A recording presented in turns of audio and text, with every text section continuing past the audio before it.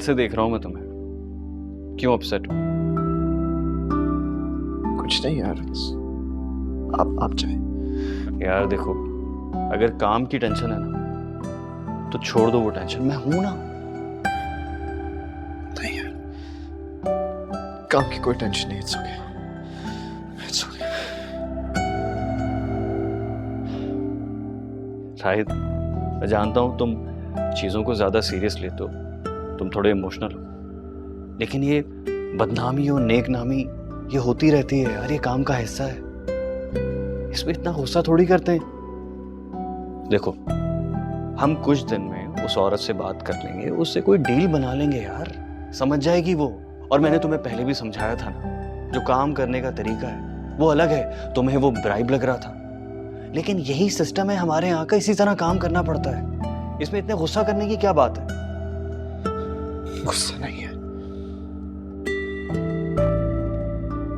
तो फिर क्या है, इतने इमोशनल क्यों? नफरत है, नफरत करता हूं उससे। अब वो क्यों आई है, और अगर आ गई है तो फिर मेरे सामने क्यों आई है वो? राय, जिसको इतना पर्सनल लेने की क्या बात है यार? वो उसका काम है और ये हमारा काम है। हम उसे अपने काम की कीमत देंगे और वो हमारा काम कर देगी, दैट्स इट। वो मुझे बर्बाद करना चाहती। एक बार बर्बाद करके उसे सुकून नहीं मिला, जो दोबारा फिर। सोहेल भाई, आखिर वो चाहती क्या है मुझसे?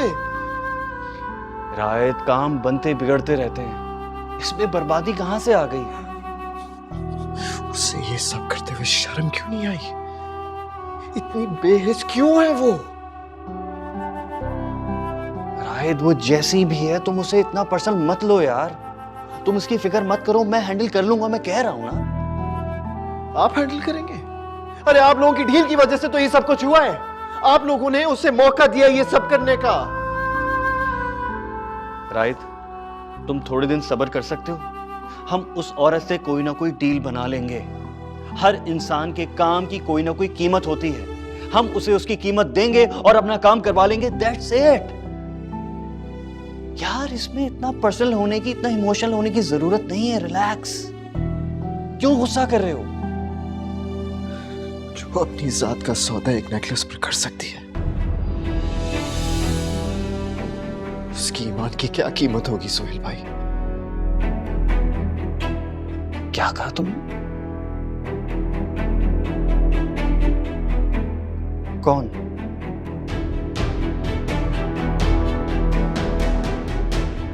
किसकी बात कर रहे हो राहिद?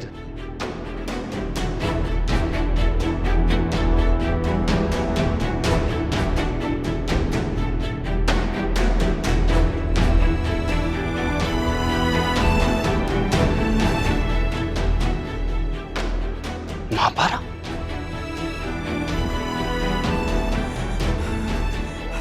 राहिद, क्या कह रहे हो तुम? वो जिंदा है सोहेल भाई। वो मरी नहीं। वो गलत फहमी। नहीं, क्या आपको मालूम था?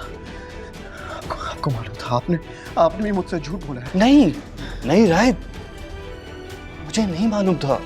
और क्या तुमने वाकई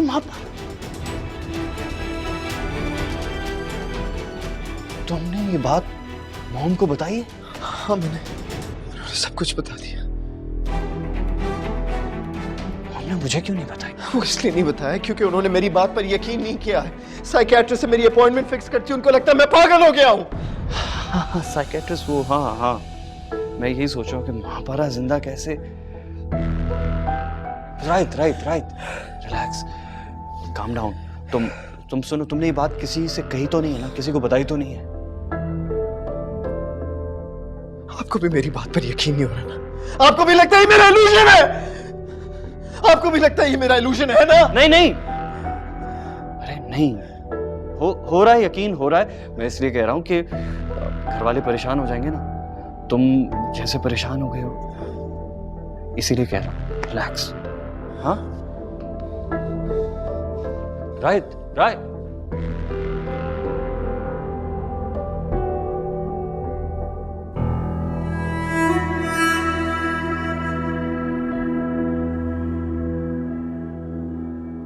महापारा जिंदा कैसे हो सकती है?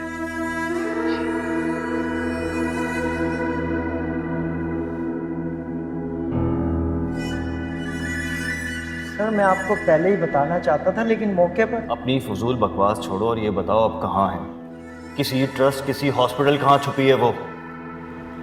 जहाँ छुपी हैं छुपी रहने दें, आप वहाँ नहीं पहुँच सकते। जमीन के किसी भी कोने में होगी, मैं वहां जाऊंगा। नहीं, वो लोग जमीन के ऊपर नहीं सोए साहब।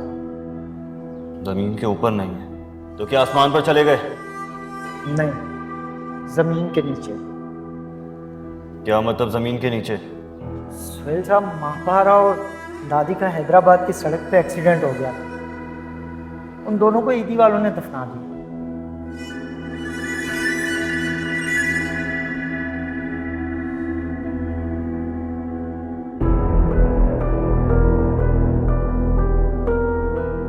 मैं तुमसे कुछ पूछ रही हूँ महापारा, जवाब दो मुझे, कब आओ?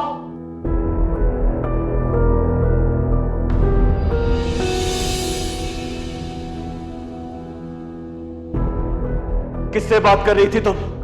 किसी से नहीं। झूठ मत बोलो, मैंने खुद तुम्हें महापारा का नाम लेते हुए सुना है। मैं अपनी मॉम से बात कर रही थी।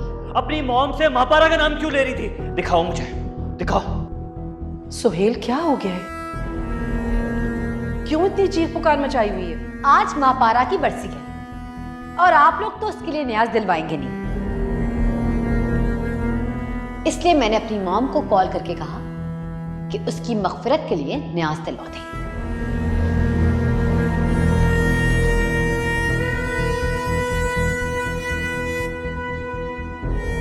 आज तो सच सुनने के लिए इतना तमाशा खड़ा कर दिया, लेकिन अगली बार अगर तमाशा खड़ा किया तो सबको आपका सच बता दूंगी, राइट को भी।